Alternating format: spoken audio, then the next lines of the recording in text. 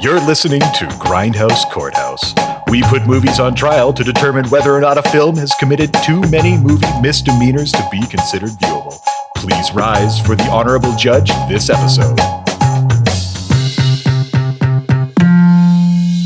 Hello, everyone. Before we begin today, I have something important that I need to tell you. We here at Grindhouse Courthouse will never support Apple or any of its products. Adam knows why. Please tweet him at He loves to interact with fans on a very personal level. Welcome to today's episode about Highlander. Highlander is a movie released in 1986 with a runtime of 110 minutes. It cost $19 million to make and was directed by Russell Mulcahy, a guy who had only directed music videos at that point. The cast includes Christopher Lambert, who didn't speak English while they were filming the movie, Clancy Brown, who many of you will know as the voice of Mr. Krabs, and Sean Connery as an Egyptian masquerading as a Spanish courtesan disguised as a competent metallurgist, but we'll get to that nonsense later. Also, studio involvement nearly screwed everything up, and Queen did a bunch of songs for this movie.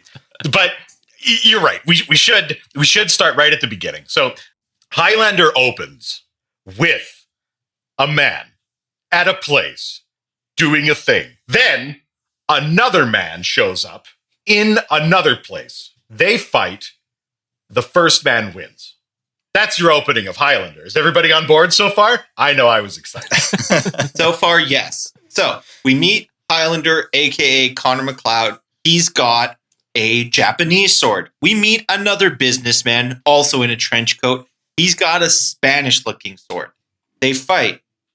One man is decapitated, and then we meet the forensic sword historian, because that's a job in this movie. So, like, the stage is set. It's a little mysterious, but at least we know we're in 1980s Madison Square Gardens. Even though, like, throughout the movie, then they keep talking about the crime having been committed in Jersey when it's like right in the middle of New York City. But anyway, this sets the stage for this sword historian cop or something like that to start unraveling the mystery that is being an immortal and this particular immortal who is called the Highlander. That's the entire movie. And we see the movie from her perspective, right? And it's not a bunch of scenes flipping back and forth between past and present like I fucking hate. Yeah, that would be nonsense, right? Yeah. That would be confusing, and it's through the eyes of all the girls he's boinked before. So so you kind of get... That's actually kind of true, right? That's really how they punctuate this movie. It's just all the different boinkings. So let's start with the first girl that he boinks when he's riding off to battle in the year of our Lord 1536, as we announce when we're running off to go fight some Scotsmen. So Connor McLeod is just some fucking Yahoo from the Highlands, which is why they call him the Highlander. He runs out to a fight where Clancy Brown is waiting for him to stab him and take his head because, I'm going to say the line, guys, there can only be one. You said it wrong. But okay. There can be only one. Oh, there can be only one. Gotcha. Yeah. Okay. if you say it enough times, it starts to mean something, right? Like, Yeah, it's like Candyman. Like the quickening? as the movie does, yeah. There can be only one, even though the movie shows us that for like 4,000 years there are multiple, and they do nothing about it. Only at the end of this movie is there one, but there's several, and there are no problems had. They talk about that. It's because of the gathering. The gathering is happening. Okay. So before we even get to where Connor discovers he's immortal, let's talk about the gathering. So the gathering is when there's only a few immortals left, and then they all feel a call to a foreign land. Mm-hmm. Can we all agree on that? Sure. Yeah. Yep. Okay. How does it determine when there's no more immortals being born? Because all the other immortals that we meet in the movie were born well prior to Connor McLeod. Yes. So were they gathering prior to, and then like another one was born, and they're like, "Oh fuck, gathering's off. Sorry, everybody disperse. You gotta go hang out in Fiji for 500 years." What are the rules? Well, that's what Adam, the rules are. You answer. Dylan's clear, visibly upset about me having to explain what the Highlander rules are. I don't think there are any rules. Like Sean Connery tries to take a stab at explaining to McLeod. Tries to explain what it means to be immortal and certain things that he should be prepared about, such as if you lose your head, you're dead, but you can live forever. You also can't pass your seed, so if you had a child, they would not become immortal. And I think Sean Connery also mentions that. Okay, let me take over and answer it correctly. So, what was the question again? So This is why we can't let Adam answer these questions. Yeah, just let me be in there for just like random zingers. I can't answer any questions about Highlander today because the movie makes no goddamn sense. It's it makes perfect right. sense. So the system is inherently unfair because when we meet Connor McLeod, he doesn't even know that he's an immortal. So he's just lived a mortal life for the last 27 years or something like that. But the other immortals he meets, some of them are thousands and thousands of years old. So how is that, like, if you're the first immortal born and you're like, well, I'm not going to fucking make it to the gathering. I got to survive another 7,000 years versus, like, the last immortal born would have the best chance of reaching the gathering because at least you don't have to fight for so long. True, but then they would be. So what if you were the newest immortal, but you were like a 300-pound dude, and you're like, oh shit, I need to get in shape for all this sword fighting. And you're just They fucked, address right? this. Like, They address this in the show when they have a mentally handicapped immortal, and they're like, "What the fuck do we do now?" And the answer was suicide. They had the handicapped immortal commit suicide. It sounds like they handled that really tastefully, like really great. Well, it was really the '90s, and you nuanced. could kind of do whatever you want, and like no one could say shit. The latest immortal would have zero experience. They wouldn't know what's going on. They wouldn't have the training. They wouldn't have the knowledge. They wouldn't have these rules provided to them. So they would be confused for probably like hundreds of years until they bump into another immortal and learn this knowledge. That's where the fucking and sucking comes in, Adam. Okay, we can't. I know everyone's really excited to talk about the fucking and sucking, but we haven't got there yet. So Connor McLeod is still strolling down the field. No one at the battle will fight him. But then Clancy Brown shows up and stabs him in the lungs. And he's like, there can only be one. And he goes to cut his head off. But all of his bros tackle the Kurgan and it's like, Connor, we love you too much to die. Everybody with me so far? Right. It's a really compelling movie. Yeah. So So they haul him off back home. they haul him off back home to die. He doesn't die. They're like, you fucking witch! And they tie him up and they like headbutt him and like punch him in the stomach. And they're like, burn him! Burn him! Which he'd probably walk away from. It's only decapitation that would do it. I'm not saying it wouldn't hurt, but he would theoretically be fine. Would he keep the burns or would his skin go back to normal? That's a really good question. Because again, we don't know the rules behind a Highlander and what their body can handle or how they adapt to. You're completely right. So let's keep talking about it and maybe these rules will come true. So Connor McLeod fucks off into the hills for a long, long time. He meets his second boinking victim, I think is a good way to describe it. Her name's Heather, I think. Yep. Yeah. And they boink for a while until the best character in the movie shows up, Sean Connery. Does anyone know what Sean Connery's character's name is? I was just about to ask that. I was like, what was his actual name? Ramirez. Juan Sanchez Villalobos Ramirez. And which is And what's his job? what's his Can you his say job? it all in his accent, please? In his accent? No. Oh, God. Juan Sanchez Villalobos Ramirez. I think I said that about just as well as he did. Yeah, But perfect. that's because, and you can excuse that because even though he has clearly a Spanish name and everyone calls him Spanish, he is quick to correct you and say that he is Egyptian. So we have Sean Connery, who's like the most Scottish person alive. Well, maybe not alive, but Scottish person ever. But he's Egyptian, but he's Spanish. This makes no sense. And he's explained to some French guy who can barely speak English at all, who is supposed to be Scottish. Why? Just make him Scottish. What's wrong with that? Yeah. It has to be that they had Sean Connery slotted for the role of Connor McLeod, and he literally just aged out of the role because they couldn't get like funding or something. And they're like, well, fuck. I mean, Sean Connery was on board from the get-go. What do we do now? We're like, let's make him an Egyptian Spaniard or something. And they're like, well, that makes no fucking sense. Who's going to be the Scotsman? Get a French guy. All right, well. And he's dressed in this red velour pimp suit with a cape that's made out of peacock feathers. Like it's pretty ballin'. There are some choices were made here. It's still only the second craziest outfit that Sean Connery has ever had to wear, though. Does anyone know the first? Ooh. No. Oh, He's got a red. I do, but I'm not going to say anything. No, you have to because I forget what the movie is. I just have the image in my head. Zardoz. There you go. It's Zardoz. So Zardoz is a great movie. paint a picture for what he wears in that movie. Zardoz? Even better. He's wearing very little in Zardoz, right? He's got like I'm doing this from memory. It's been a while. He's got like riveted, studded suspenders. And yeah, Dave, you're looking at a picture right now. Describe it to us. It's a man bikini. Like red crisscross suspenders. And I think he's got a ponytail, right? A wicked ponytail and a sweet revolver. Man, that's stylish. People remember Sean Connery as James Bond, but I remember him as Zardoz and that creepy fucking weirdo who showed up to groom an immortal who didn't know any better. So he shows up and he goes, "Oh, you're my brother." That's my best Sean Connery. Brother, we're the same. And then the quickening happens and there's lightning strikes. Heather, his wife, is like, "Oh, Connor, let me help you." And he goes, "Women, get inside while I fucking suck my immortal brother." I think those were the exact words. You know, there's nothing wrong with hitting women. Oh my God, you can't say that, Ramirez. But okay, you mentioned the quickening. I know, I'm trying to go over it. Yeah, the quickening happened.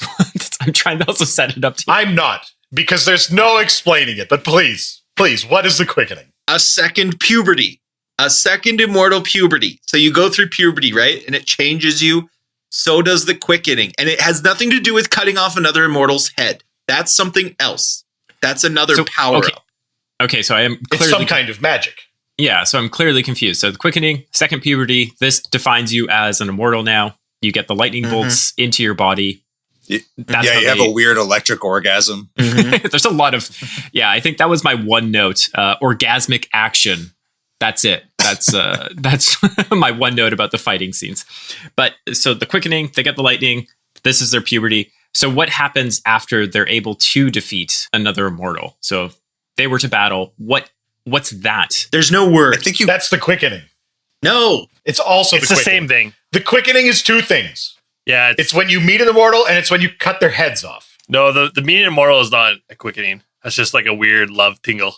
The quickening is becoming immortal and then getting more power from killing an immortal. They're the same thing. So I'm right. Well, they should have two So words. we're all agreed here. I agree they should. We completely understand what the quickening is. But Highlander doesn't distinguish that. They are straight up the same thing. So anyway, Sean Connery tries to talk him out of being in a relationship with this woman. He's like, you really should let her go. And then you and I could cozy up in this horribly laid out castle of yours where literally... I gotta break from character for a second to describe the layout, the floor plan of this castle. Imagine like an 800-foot tall castle, but the only living space is like 50 square feet on the ground floor and then nothing else. There's no second story. There's nothing else. So it's just like it costs a fortune to heat and you can't use any of it. Don't they have stairs to nowhere? Like stairs to they have stairs to nowhere.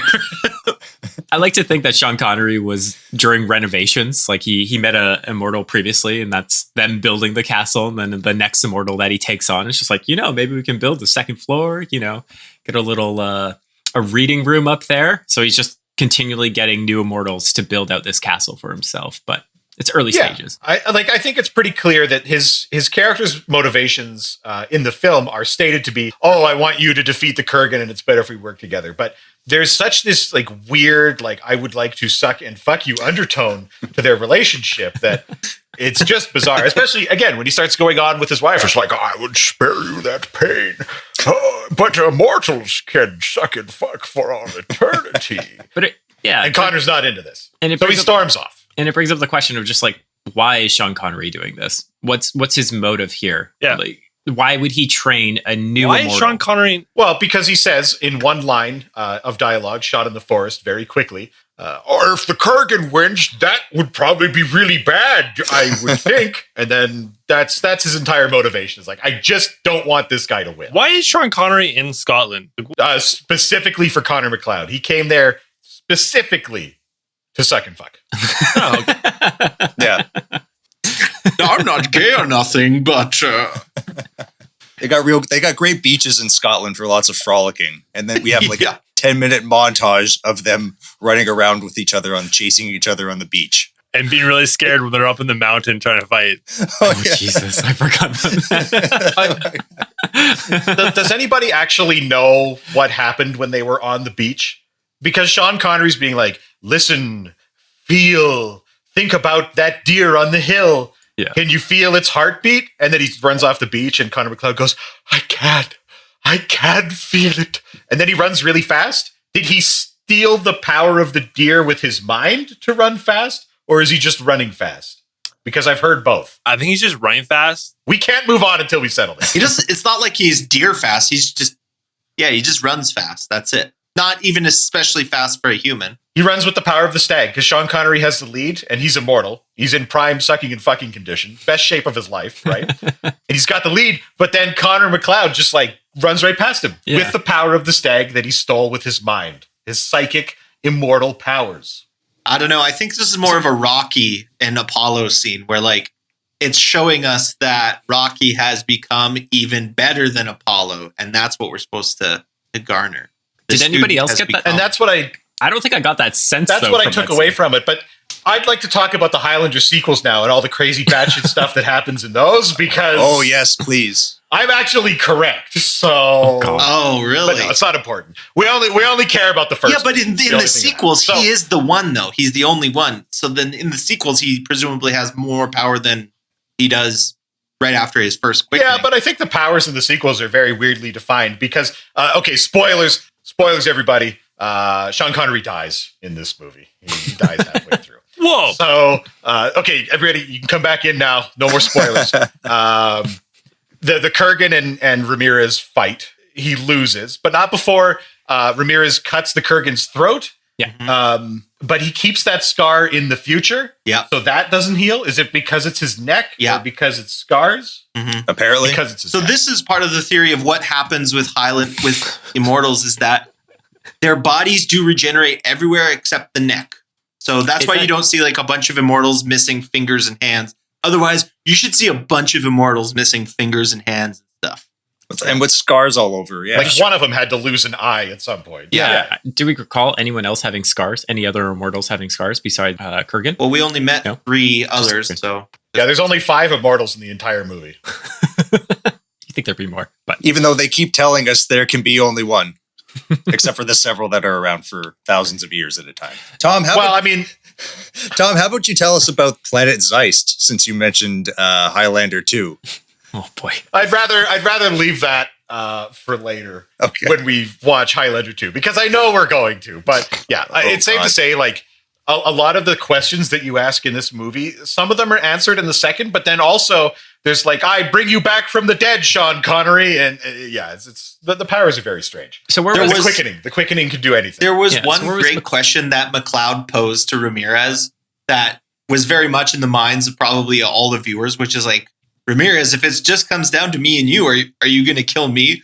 And Ramirez just doesn't fucking answer the question. And we're all like, well, what are you going to actually do if it comes down to you two? do they have to like? He just kind of like starts running through the woods. And this is my lack of understanding for Highlander, but like, would they have to battle? Like, I know there's the gathering. There's a tingling, whatever sense that comes over them. They have to get together, but do they have to battle? Like, can't they resist this urge? Like, we get no I think indication so, of like, because there's Well, okay. because yeah. later when you're there in New York in like present day times, he meets his friend who I assume is just from Africa because he's dressed in kente cloth and I don't know, but they're just like hugging and they're just bros. And they're just he's Norwegian, Oh, posing as an African. Oh, of course, just the same for the same reason Sean Connery is Egyptian. Yeah. If Sean And Connery is an Egyptian, I don't think we could guess anything based on nationality. I don't know. But he meets this guy and apparently he's this other immortal and they're bros and they're palling around. And there's no reason for them to fight at all. Like, why? What's the need for all of this violence? It's only the I can answer this very simply. Mhm. There can only be one. Oh, And you said it wrong again. There can only be one. Only one can there be. There can only be one. Be one can only. Yes, thank you. nailed it. Excellent point. There's incentive for them to work together because like Ramirez wants his like young naive perfectly immortal, frozen in lucite, sort of hard body fuck toy that he can just have around forever. If it came down to just them, that's it. That is his prize. Yes. So Ramirez also throws out a bunch of rules or like traditions or guidelines. It's not clear either. One of them is no fighting on holy ground. And he specifically says it's a tradition and that everyone will follow it, including the Kurgan. What constitutes holy ground when you've lived for like 20,000 years? Any land that someone finds holy. I would just start making shit up. If I was the oldest one, I'd be like, actually, there used to be a animistic temple to the mountain right where we're standing. We can't fight here. I don't know if you're telling the truth or not, but you are pretty old and it is tradition. So I guess we can't fight. As is tradition. But it's also ridiculous because why would holy ground mean anything to people who are older than, like, say, Jesus? Exactly. They're older than Jesus. And also the story of Jesus would be like, yeah, Jesus rose from the grave. They're like, well, did they cut his head off? They're like, no. Like, well. So maybe Jesus is the original immortal. But yeah, no, that comes to the point of like, why would the immortals care about worshiping these holy grounds? Like, they would just reject it. It comes back to the same problem as Harry Potter, Christmas and Harry Potter. Like, why would Harry Potter witches and wizards celebrate Christmas? Of course they don't believe they're not Christians. No, they're good Christians. Just like how holy ground in Highlander just means like churches and shit. That's as far as it goes.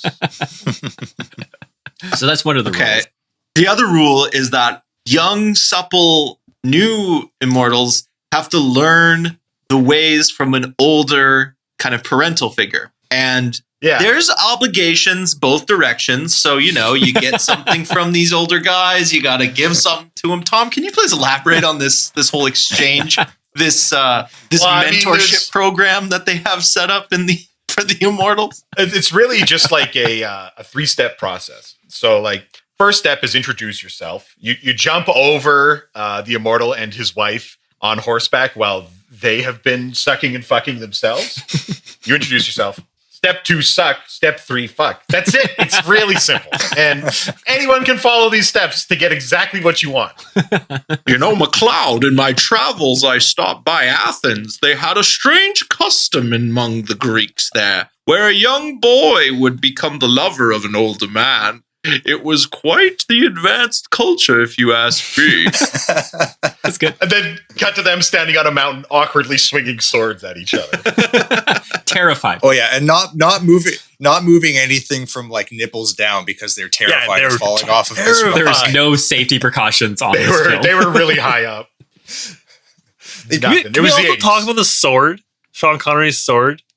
Which one? His first one or his second one? The one that was like a Japanese sword made like way before samurai swords were even 600 BCE, I think they said, something like that. Yeah, something like that. Yeah, go ahead. Tell us all about it, Dave.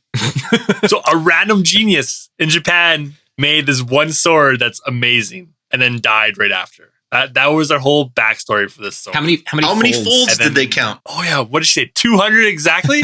Yeah. Was that the answer? I believe she said over 200, so we can safely assume 201.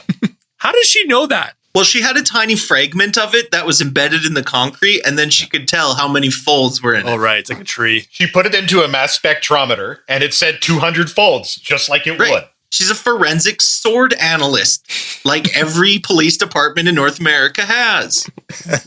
I love the 80s cops in this. That was probably like the highlight for me, I think, is just because they're so incompetent and they just literally don't care about anything. Once we have that opening scene of MacLeod decapitating the other immortal and then trying to escape, the whole force is there, ready to take him down. And then when they're dealing with like the dead body, the one cop's just like tripping over him, spilling coffee. Oh, yeah. And just like, doesn't the one cop have like the gun in his face? They're just like hot tempered. It's like, oh, there's that gross guy that's just eating a bag of Doritos in every scene. Like, oh man, yeah. Oh. The police are not portrayed in a positive light in Highlander. Well, and quite frankly, I find that disgusting because I stand with our police officers. Anyways, I'd like to move on to the scene where the Kurgan fights Ramirez. Adam, go. I do have a question about this scene, but I'll try and set it up. Ramirez is with Heather. They're sitting at the dinner table. They're just chatting. I think Ramirez is trying to tell her just like, listen, McLeod's going to leave you. He's going to live forever. You're going to die. Little sucky, fucky. Exactly. You've got to go do your mortal suck and fuck while I do my immortal suck and fuck. We can't mix the two. You know, he loves me more. And then the Kurgan just kicks open the door, just interrupting their conversation.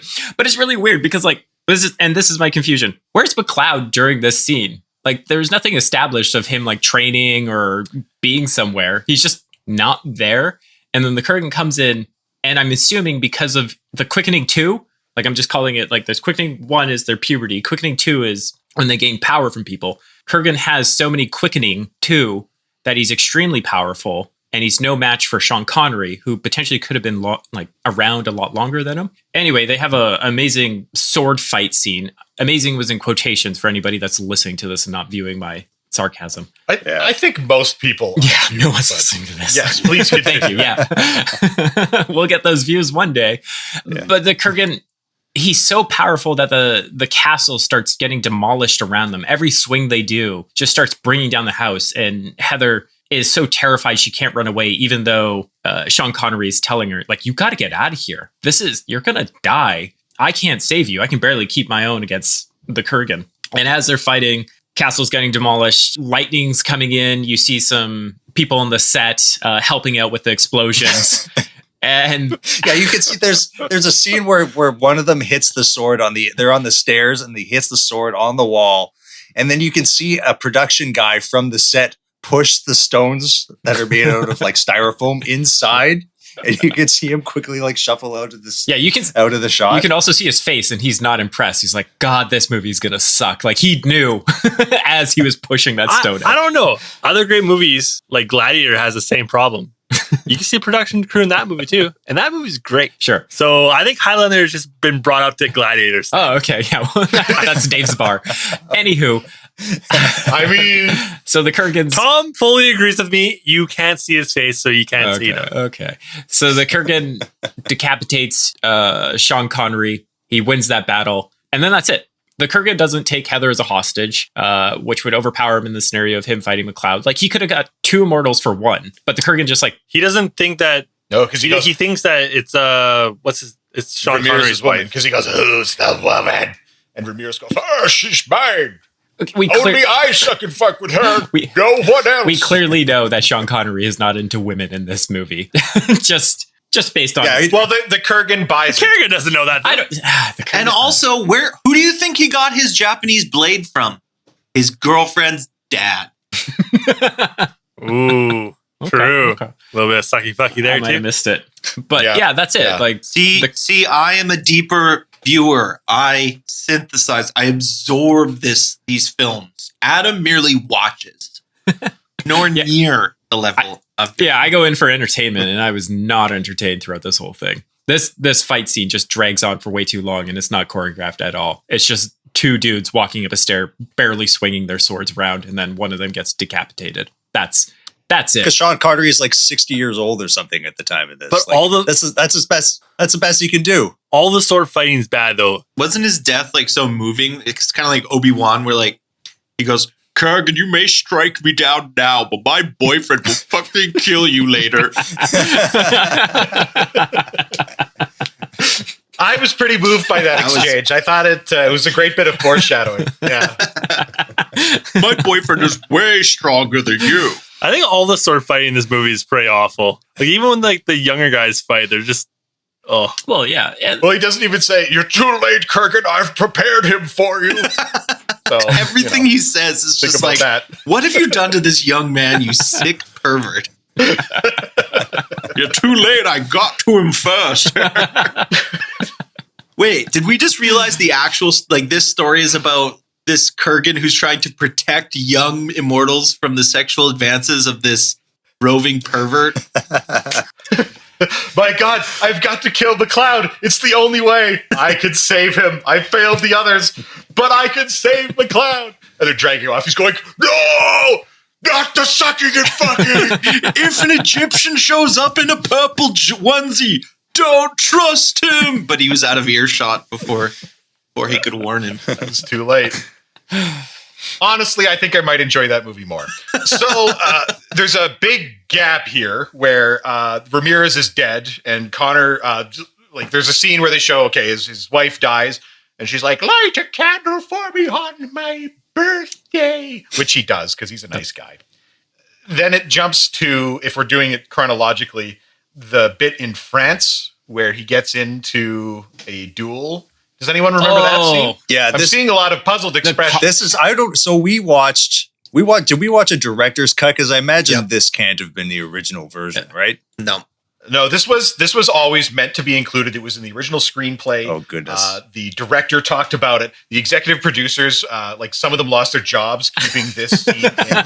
So let's break it down really quick. In the future, he's reminiscing with his immortal friend, being like, "Remember that time when we got drunk?" He's like, "Yeah, you got into a fight." So it sinks in. This is the comic relief scene where he's dueling with, I have no idea who he is, but he just keeps getting stabbed, falls over, Some French comes guy. up and just starts laughing, and the guy just keeps dishing it out on him. That's it. I honestly don't know why this scene was in here. And that's can you tell me exactly how the scene ends? He shoots like his manservant, doesn't he? Yeah, because the manservant tries to make, like, now's my chance, and he tries to make a move on the guy that's like dueling, right? He tries to kiss him a few times. And then he shoots him and runs away. He runs away and shoots. This scene is just bizarre. This is bizarre. It's further supporting the greater fucking suck theory is that, like, there's this weird sexual tension running throughout the ages with all of these immortals, but it's all about cutting people's heads off. That's what's really That's what really gets Am you. I right? If you could live forever, that's all you would do, right? If you were immortal, that's what you would spend your time doing. Sucky and fucky? Sucking and fucking. Yeah, that's the point. So the thing that I'm hung up on with this.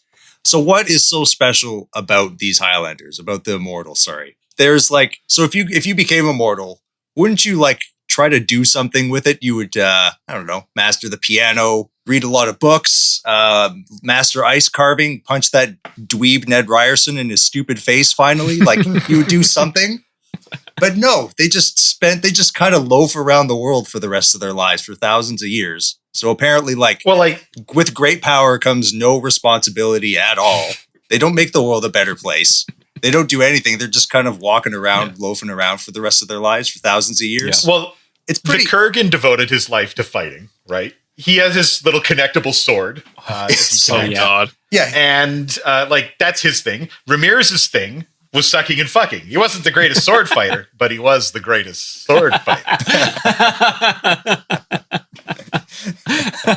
Anyways, thanks for coming to my TED Talk. See you guys later.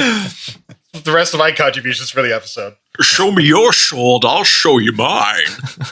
But I think that's like my biggest pet peeve with this movie is anybody you talk to, any review you listen to is just some guy saying, "Oh, it'd be so neat to be immortal and to live forever." But we get none of that in this movie. Like, we get the concept of it, but we don't see any of the consequences. We don't see them carrying out anything. It's just kind of like Matt was saying, they're just there. They're just hanging out. They're not contributing to society. Are they trying to keep in the shadows so they have like a low profile, or what are they doing? Because I feel that if you're an immortal for that long, so McLeod is what, 500 years? I think so. 500, about 500 years. Wouldn't he just be like bored? Because you get no satisfaction, no joy out of anything anymore. Like relationships, his first wife died, whatever, passes it off, gets another wife, then another 100 years, she dies, etc. Like, he's just going through these cycles. Well, I mean, at least the second one lived to be 100. But I mean, eventually the cycles just stop mattering, right? And like that's something that Ramirez talks about, where he's going like, "Oh, I'll spare you from that pain, my boy.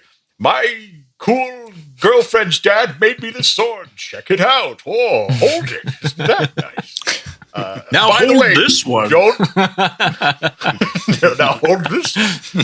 By the way, don't sleep with mortals." And like, okay, so original versions of the script actually had the Kurgan being a little more sympathetic, a little more three-dimensional than two-dimensional, because by the end, in the original script, he just doesn't really give a shit about anything else. It's just the prize that's keeping him going. If there wasn't anything else, it's like, I'd fucking kill myself because this is all I care about. And after you've been alive for 8,000 years, what's and left? I can totally see that do? with an immortal that's lived that long, where it's just like, again, you're not getting any satisfaction out of anything. Let's say you want to become a millionaire. Yeah, you do that in 100 years. Then what? Right? Like, what's the next thing? So if it is this prize of being the only one, I could see why the Kurgan would want to push for it, why he's trying to slay all these immortals. So I just feel like his character might be a lot stronger than McLeod's at this point. And like, Now, I just want to add that Dave is braiding his hair right now. Oh, it's looking pretty good. see, Dave, if you could grow your hair out for 500 years and braid it, how cool would that be, huh? It'd be pretty sick. I have 2 braids. Yeah, he's Or kind of a going bun. with a whatever the opposite of a ponytail is, where you just have a braid at the front of your head like a crazy person. Like a unicorn. It looks great. So the thing to take away from the Kurgan Ramirez fight is that Ramirez is dead and he's never coming back. He's not showing up in a sequel. His head was cut off. That's the only thing that matters in this movie is if your head cuts off. They wouldn't just invalidate that rule in a sequel, would they? I don't think so. No, Well, never. I mean, he So- lives on in Yeah. McLeod's head by just periodically re-emerging to be like, don't forget McLeod. Once you die, we can fucking suck in heaven. Yeah, he's a very weird Obi-Wan character because he can just talk to him without any explanation. You're not sure if he's remembering things or if it's actually happening. Right.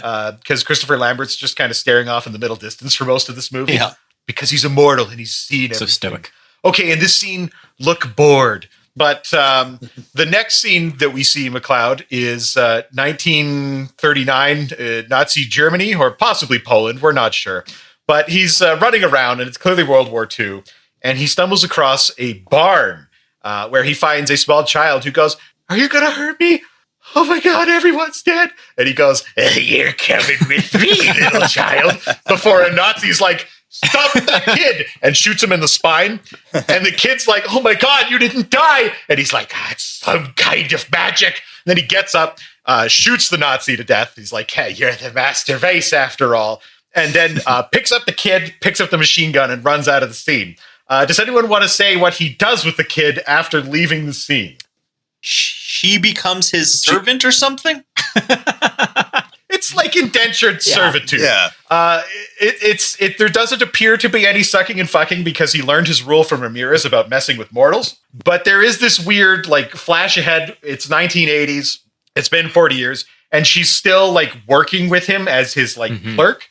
Were they just hanging out this entire time? It seems like it. And she's Yeah, also it's very she's uncomfortable. also giving him relationship advice, which for someone that's been around for 500 years would probably know a lot more. So their relationship is a bit odd because again, it feels like she's there because she owes him a favor of saving her life, but she can't leave. It's a bit odd because he kidnapped a child during wartime and then pressed her into slavery. Yeah. It's been 50 years. Isn't this enough? No, apparently Keep not. doing my taxes. And that's what cue Ramirez's voice. Oh, finders keepers.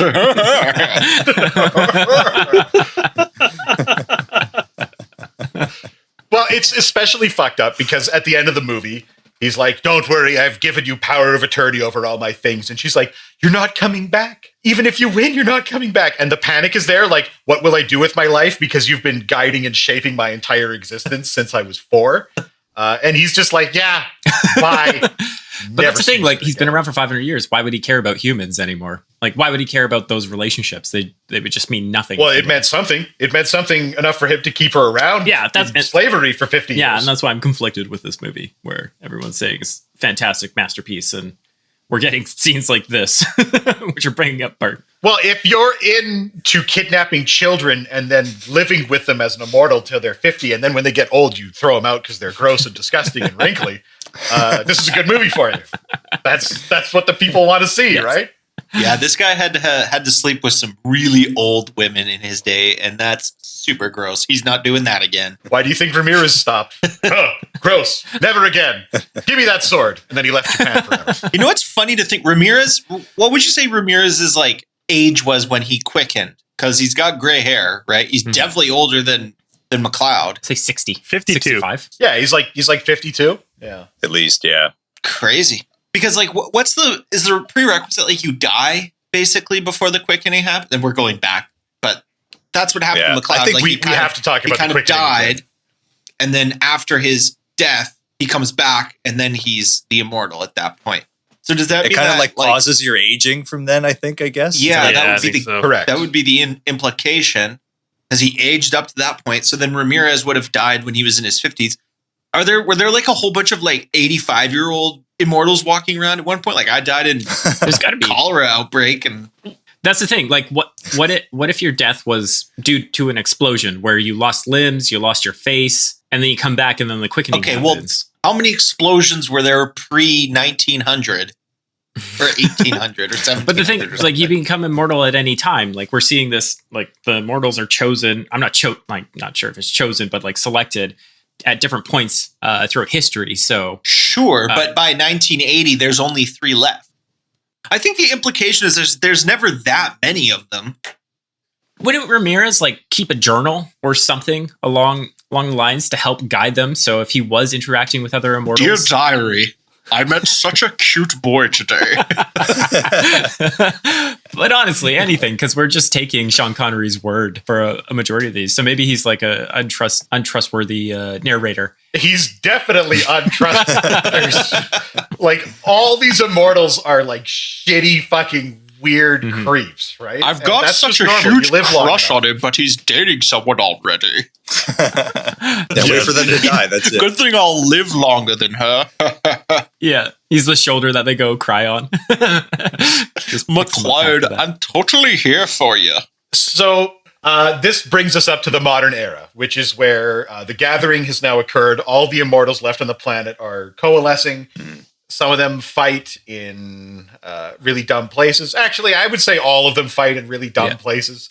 Yes. Steam factory, back alleys. Do we want to talk at all about Uzi Man, who gets his shit just absolutely wrecked by the Kurgan? Yeah, sure. So we're seeing a Trump supporter, what he looked like back in the early 80s. And he's about what you expect. He drives around New York City with an Uzi and has post-traumatic stress disorder. Got to clean up these streets. They're in the news. They're good. They're like, they make a point of showing like newspaper headlines throughout the thing that everyone knows that there's a guy that's going around beheading people in the city. Right. So now this like vigilante from the Vietnam War is gonna go with his Uzi and find this dude, and he just gets his shit absolutely pushed in by the Kurgan. There's like a thing where he puts his first of all, the Kurgan puts his broadsword together that he carries in a suitcase. He just kind of snaps it together like Lego, and then he sticks it through he basically fights this Vietnam guy, and like he's holding him up with the sword that's like through his stomach. And then the next scene we see him, he's like in the hospital. He's got a few bandages on. He's fine. He's Does eating he some live? apples. He lives, He's yeah. okay. He survived Yeah, that. he talks to the cops after that. Yeah. Like he whispers something to the cops, and we never get an Yeah, understanding of it. And the cops like, oh, and then end scene. Yeah, I thought he's in critical condition, like dying in the hospital, and they just like No. get a statement that's like leave him, and then we never like hear anything about him. No, again. apparently you can. We don't. Well, the movie We doesn't bring that character back in. We also never see the cops again either, right? Yeah. True. Yeah, But that guy lived This another is kinda out of the 25 film. years and cast a ballot in the 2016 election. So, he made it. Oh fuck. when will people learn democracy doesn't work? Only my vote should count. But that scene is really weird too, because yeah, it takes place in the alley. He kills the Vietnam, or no, he doesn't kill him. He just stabs him, raises above his head, and like throws him to the wall. And then the Kurgan's literally insane at this point and decides to run into a car with senior citizens in it, tosses out the husband, and drives away with the wife. It wasn't his wife, was it? Was it his mom? Wasn't it? That guy was way Which guy? younger than that lady. Which guy? No. There's a couple that pulls up watching this in the alley, and they're in a car. They're totally separate, right? It's that old couple, and then he runs in and like peels the roof off or something and throws the old guy out, and then takes off with the lady yelling and screaming. And then she's like on the front of the hood for no reason. Yeah. How did she get up Trying to there? escape. This is also supposed to be the comic relief at this point. It's a Was it? great scene. Like I think they're playing yakety sax in the background. You don't Yeah. I don't know what they were doing with that one. But yeah, no one does. All the car scenes in this are weird because the next time we see the Kurgan in a car is when he's driving and running people over and driving into traffic with the female love interest. Hey, Adam, do you think yakety sax is yakety yak, don't call back? Yeah, that's what it is. No. Holy Oh my fucking God. shit. Okay. We just found out something hilarious. Oh my God. No, it's that song like where all the British people are running between like doors and like there's like a still camera in the hallway? The hallway gag, no? Da-da-da-da-da-da-da-da-da-da-da-da. Oh, That's what am I- yakety sack. What am I thinking? Well, you're thinking of something that goes Like a yakety 1950s yak, show don't call tune? back. Yeah, don't talk back. Yeah. Ladies and gentlemen, Adam doesn't Adam- know what yakety sax is. We just had to educate Adam, are him you here. an immortal? Can you not remember what's happened? Time is passing in at the a weird last rate little for bit? me. I don't Are really you- care about anything. Oh. Just living forever. Adam, can there be Who only knows? Who knows? Well, no, there can be multiple because they kept making sequels. But so yeah, like the Kurgan eventually kills all the other immortals. They meet in a church to talk about things. Oh, yeah. Yeah. Oh, I forgot about Yeah, this scene. it's pretty well. There's not much to talk about other than like Clancy Brown is just going fucking insane while he's in there. They're just like, yeah, this is your last chance to act in this movie before you just have to swing a sword and get killed. Go nuts. Well, So he he does. shaved his head at this point as to be in disguise, and he looks completely psychotic at this point. And then he reveals that he basically boinked his girlfriend way back in 1570 or something like that. Wasn't that the implication? Yeah, Yeah, Heather. he thought that girl was Ramirez's woman, but it's actually McLeod's. This burn was like 400 years in the making. It's a long burn dedication. Like that's the kind of things that motivate immortals. It's like long running pranks on the people that they know. Other But like immortals. Kurgan is And after a time, you know, with the sense of scale, everything becomes a joke. It's like, I killed your wife 1 year later. Not funny. 500 years later. That's a pretty good one. Yeah. Tragedy plus time equals comedy, as we all know. As we all know. I hope to God I'm not an immortal because I'm just going to be the shittiest fucking dude to hang out with. People are going to be trying to cut my head off. It's like, Tom, no more jokes. Behold, leaded gasoline. Okay, should we talk about the new burgeoning love affair going on? Well, I mean, there's an undercurrent throughout all of this where forensic sword lady is like, are you an immortal? And then Christopher Lambert looking her dead in the eyes with this weird expression going, here is a bottle of brandy from 1736. And it's very romantic. So she's tailing him, trying to figure out, like, this guy, like, he's related to this killing and these sword bits that shouldn't exist because she can tell the number of folds by putting it into a mass spectrometer or something. I already made that joke, but I just like it so much. I'm telling it again. She's trying to figure all of this out.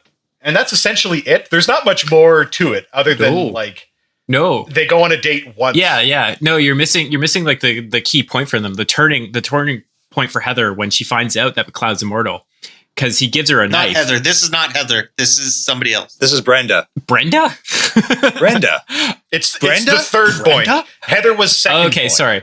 I'm getting all these ladies confused. when McLeod gives Brenda a sword or a knife and he makes her stab him. And right after that, she goes, oh, and then just starts kissing him. Like she has this weird fetish towards almost killing a person. And that's what get the juices going. Because then we have our weird, awkward, like 10-minute sex scene that this movie needed to have. Simply the Freudian desire of all women to penetrate a man. She got to live it. It excited her sexually. Ergo, boinking ensues. Logical. Yeah. Wow. That is logical. Classic has penis layers. envy. Thank you, Dr. Freud. Is Christopher Lambert attractive? Is he supposed to be attractive? I don't quite understand this. It's Is he impossible supposed to be tell like- it's the 80s. There's no way to know. I don't exactly. Yeah, you can't know. Could we get a quick rundown on the greater theory of 80s Yeah, hot or attractiveness? not. The theory of 80s attractiveness is that you have no clue who is attractive in the 80s because the style was so god awful that like even attractive women, you only understand are attractive by basic actions of other people because objectively you can't tell because it's the 80s and they all look like 90s moms that we grew up with. So everyone just looks like a mom that's slightly younger. But even Which is even not McLeod- attractive. And Yeah, that's even McLeod's confusing too, right? He's got this like rough, scraggly hair. He's wearing an oversized trench coat. He's got his like faded dad jeans on and like white tennis shoes. You think a man that's lived for 500 Yeah, so years would he's have the better male fashion. version. So he's what 90s dad looked like with Yeah. coats that don't Yeah. fit and stupid white tennis shoes and faded jeans. And so it's the exact same problem just from the female side or the male side, depending on your perspective. he looks like Kyle Reese in Terminator, but like more fucked up. maybe more French, maybe speaks a little less English. I think that's what he looks like. And what's ironic in this He's movie wearing the is trench during the coat. flashbacks, it's very clear when the women are attractive, when they're in like literally filth covered kilts.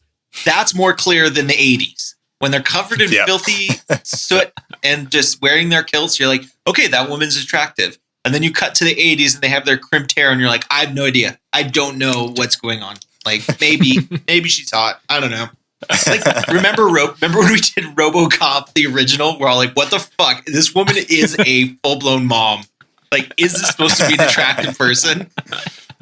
Is the weirdest thing that just keeps proving itself true. And I should say there definitely are like really hot people from the 80s, like of course. They're just not many. And the ones like the 80s just leveled the playing field because everyone looked bad. Yeah. Even the good looking. Yeah, everyone just gets a perm. And right. then you go, oh, I don't We know. need another 80s, is what you're saying. Right. Unless you had a Jerry Cool, then you look fucking good, obviously. But I had a bowl cut. So the Kurgan and Connor McLeod are, speeding towards their final showdown. The Kurgan captures his love interest, and then they start running people over. They go to the top of the iconic Silver Cup Studios, which everybody knows about in these days. Totally. So iconic. It was supposed to be the Empire State Building, but they couldn't do it. So they went with like just a building with a logo instead. And it's fine. It's okay.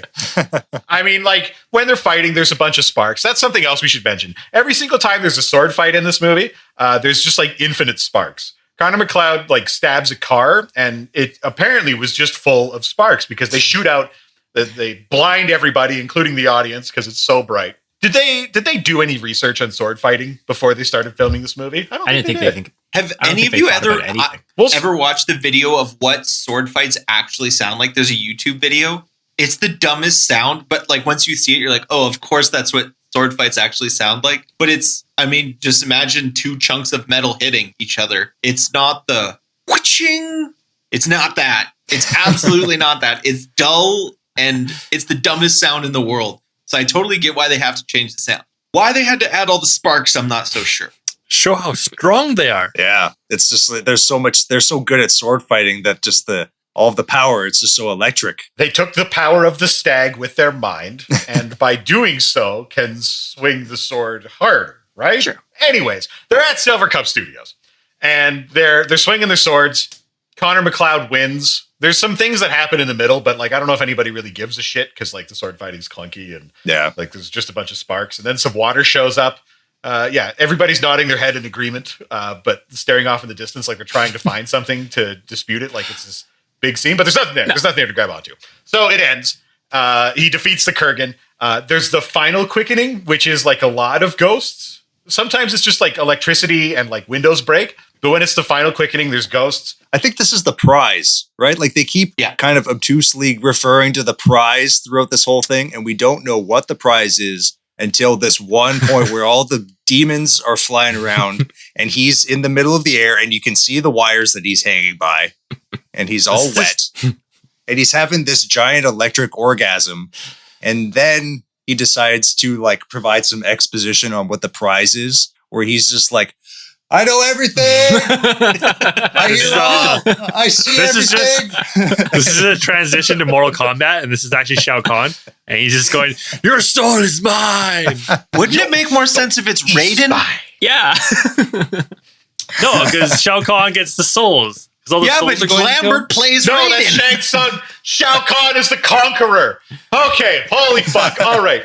So 500 years ago, a man named Kung Lao was going up against Goro. Goro had never been beaten before.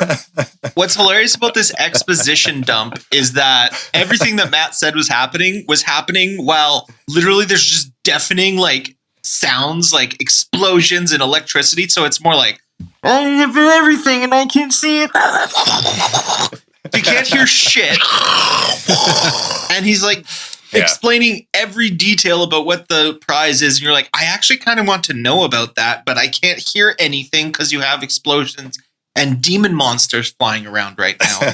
Which they never really addressed. Like, what were those demons? Like, what the hell were they? My guess was the previous Immortals. But then why didn't we see that before? That's my guess. probably. Once they did like a quickening taking another person's powers, why didn't we see those souls come out? Like there would have been some type of connection to this then, and we would be able to understand it. Where this last thing, what is it? The Gathering? I don't care, Adam, but stop asking questions. just accept it. As our resident soul magic expert, Dave, why weren't there souls? The court will wait for an answer because this is still called Grindhouse Courthouse. Yeah. It just is. I have no idea. Well, there's no rules, right? It's just like, and the director even admitted it. He's like, we didn't know what we were going to do, so we just went for it. And went for it looks like a bunch of wires that you can see and a guy who can't speak English going, I know everything. So what does he do with that ability? Even that's giving too much credit to his accent. Even that. Yeah, it is. Sorry, Christopher Lambert. I'm sure you speak French way better than I do. But the movie ends. That's essentially the ending, right? He's sitting on a hill where he's like, we can boink and have kids now. Isn't that cool? And she's like, yeah, I guess. Don't they have sex at the very end? Oh, they definitely boink. But she was like, there's nonstop boink. So I can't stab you anymore? No, it would kill me. I gotta tell you, that was like a pretty big thing, like real turn on for me. So Yeah. Okay, I'm confused now. I don't know if this is gonna work. Did he become mortal or wait? See, he's mortal now. Yeah, he's mortal. He can have children. He says, I can have children. I thought it was just like a bonus. Yeah, he's like immortal and he has children. Yeah, because I thought he became like a god where he can hear everyone, he could direct people, and then he could have kids. And he can make sure that the turtles can talk to the politicians and the eagles can talk to the scientists. What we need. The orangutans can talk to the professional baseball players. Let me tell you, people, bring all these groups I've been talking together. to all the turtles, and you know what the turtles are telling me? They're telling me I'm doing a great job, and to just keep going. Donald Trump. Very presidential. So he has the ability to die and have kids, and those kids will go on to continue to have his powers or something. Does he actually say he can die? Did he? Yeah, I think so. Dylan, Uh-huh. I feel like Dylan, you're like the Highlander expert. I need like confirmation from you. I know that about this. I know it because I read it. I can't remember from the movie, but I mean, where else would they have got it from if not having been in So the he movie? can die after this? That's the main your ruling? gift. That's the main gift is mortality. That's the prize. Yeah. You can have death Okay. now. Just taking your own head off is not something you can already do. You can have kids. That's different. If I cut my own head off in the middle of a forest and there's no immortal around to absorb the quickening, did it happen? Yeah, Bear Who takes knows? it. Whoa. God, Oh my God, I would watch that movie over this. Just imagine a mortal bear mauling humans. What's the what's the level of intelligence required to become immortal? Is it only humans? Are there dolphins Whoa. out there that you are saying also bears fighting are for their own stupid? prize? I am saying bears are stupid. But that's exactly if what you- I'm saying. If there's any bears out there who are offended, come fucking fight me. bears are so dumb they have to sleep for like 4 months, and if they don't eat enough food, they just die during their sleep. Okay, so we've established bears are stupid. Presidents can talk to turtles. Uh-huh. And Connor can die. It's very anticlimactic how this movie ends because it's really just like, oh, that was the prize, and then you're like shuffling out of the theater, which is why it only made like $12 million. And then you're But, you say, boy, I hope they make 7 sequels and 2 TV series and 4 books. And actually, you know what? This might be a good place to wrap things up for now because we've been talking about this movie for way too long already. And it is clear that we have not even begun to fully unravel all that Highlander has to offer. We haven't even gotten tired of saying there can only be one yet. So we'll wrap it up for now. But don't you worry, all you beautiful listeners out there, all 12 of you. We'll pick things up in our After Hours segment to discuss even more about the Highlander universe. Because look, this movie is not good. But it is not good in such a bizarre and fascinating way that we just can't stop. So thank you all for listening, and we'll see you again soon. Hit him with that outro, Tom. And with that, the court is adjourned. Come back next time for a new trial with new litigants in the never-ending parade of schlock that is Grindhouse Courthouse. Motherfuckers. How many times do you think we've said there can be only one? There can only be one. There can be only one. Oh, there can be only one. Gotcha. Okay. There can be only one, even though the movie shows us that for like 4,000 years there are multiple. And he's like, there can only be one. Whoa. There can only be one. There can only be one. People like swords. People like to say there can be only one. Oh. If you mess up that line one more time, Tom, No, there can only be one. only one can there be. You can only have one. Be one can only. Quit my job, just started watching Highlander. Dave, you cannot open a bag of Doritos while you're recording.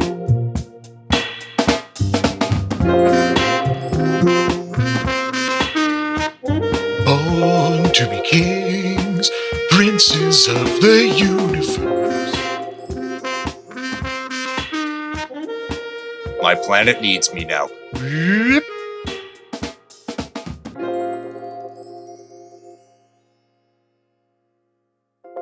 When will people learn democracy doesn't work?